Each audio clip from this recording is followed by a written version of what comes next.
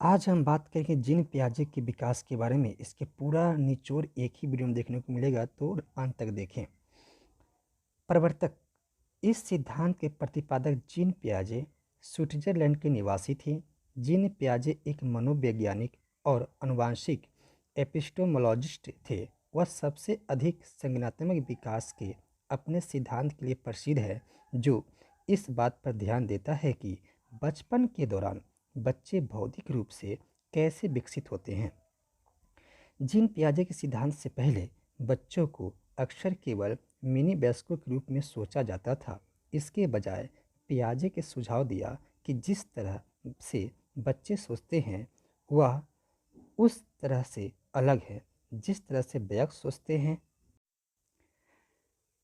इस चीज़ को आप कॉपी में नोट कर लीजिएगा। जीन पियाजे कॉग्निटिव डेवलपमेंट थ्योरी फैक्ट, यानी जीन पियाजे द्वारा दिया गया थ्योरी फैक्ट जो है, पहला, संवेदी पेशी अवस्था इंद्रिय जनित अवस्था जो 0 से लेकर 2 वर्ष तक माना जाता है।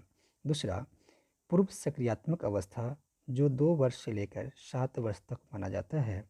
तीसरा, स्थूल मूर्त सक्रियात्मक अवस्था जो 7 से 12 वर्ष तक माना जाता है।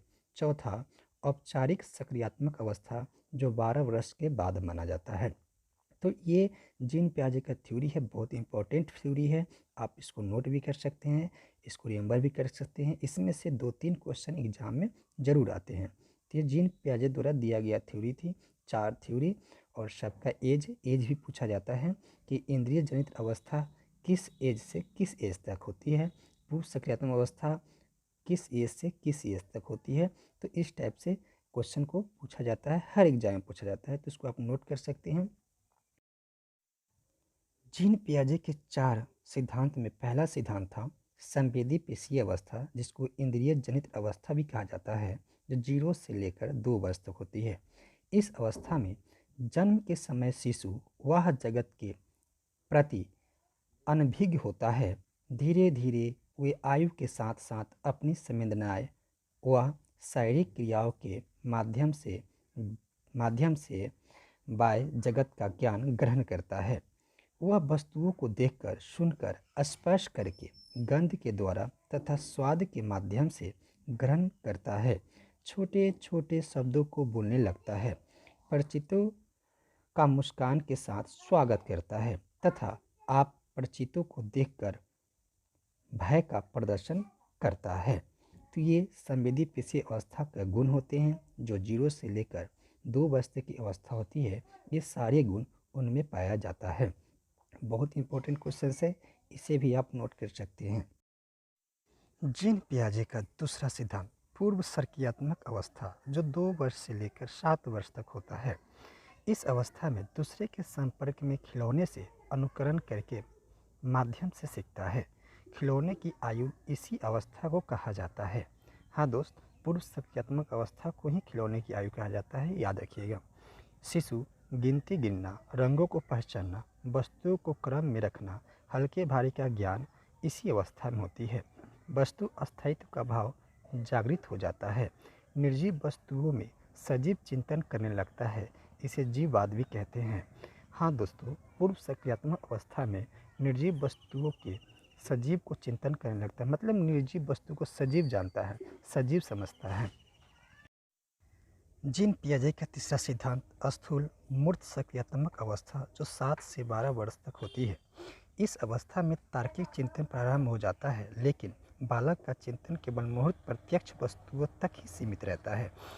वह अपने सामने उपस्थित 2 वस्तुओं के बीच तुलना करना, अंतर करना, समानता और असमानता बताना, सही गलत और उचित अनुचित के विषय में विभेद करना आदि सीख जाता है। इसीलिए इसे मूर्त चिंतन की अवस्था के नाम से भी जाना जाता है। बालक दिन, तारीख, समय, महीना, वर्ष आदि बताने योग्य हो जाता है। उत्क्रमणीयशीलता पाई जाती है, लेकिन इसे पलावटी अवस्था के नाम से भी जाना जाता है। भाषा एवं संप्रेषण योग्यता का विकास इसी अवस्था में होती है। तो ये सिद्धांत जीन पियाजे का तीसरा सिद्धांत था, जिसे मूर्त सक्रियात्मक अवस्था जो 7 से 12 वर्ष है, बच्चे में ये सारे गुण ये पाए जाते हैं इस अवस्था में। यह अवस्था एक ऐसी अवस्था है जिसमें तारीख महीने साल सभी की ज्ञान हो जाती है। पलावटी अवस्था के नाम से भी जानते हैं। मतलब पलावटी का मतलब है इस अवस्था में बच्चे उलट फेर करके भी सीखता है। जीन पियाजे का चौथा और अंतिम सिद्धांत औपचारिक सक्रियात्मक अवस्था जो 12 वर्ष के बाद होती है। इस अवस्था में किशोर मूर्ति के साथ साथ अमूर्त चिंतन करने योग्य भी हो जाता है, इसीलिए इसे तार्किक चिंतन की अवस्था के नाम से भी जाना जाता है। इस अवस्था में मानसिक योग्यताओं का पूर्ण विकास हो जाता है। इस अवस्था में परिकल्पनात्मक चिंतन पाया जाता है। तो ये सबसे बहुत इम्पोर्टेंट अवस्था माना जाता है। औपचारिक सक्रियात्मक अवस्था जो 12 वर्ष के बाद होती है। 12 वर्ष के बाद की अवस्था जो कि औपचारिक सक्रियात्मक अवस्था के रूप में माना जाता है। जय हिंद, जय भारत। आपको अगर वीडियो अच्छा लगे तो लाइक से सब्सक्राइब करना ना भूलें। हर तरह के वीडियो से रिलेटेड लेते आएंगे। धन्यवाद। आपका दिन शुभ हो।